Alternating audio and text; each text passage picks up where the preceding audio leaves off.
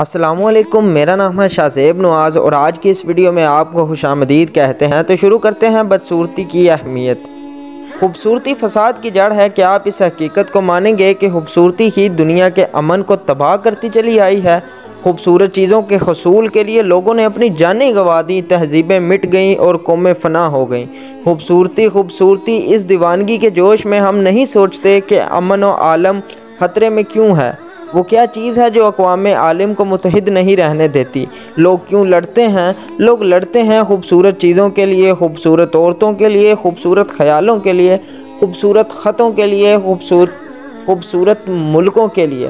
اگر لوگ بدصورتی کی اہمیت کو سمجھ جائیں تو تب یقیناً امن قائم ہو سکتا ہے۔ یہ فضول باتیں ہیں۔ آخر انسانی زندگی کی اساس بھی تو خوبصورتی پر ہرگز نہیں ہے، بلکہ چھوٹی چھوٹی بدصورت قسم کی باتوں پر ہے، مثلا روٹی، کپڑا، پانی۔ جزاک اللہ۔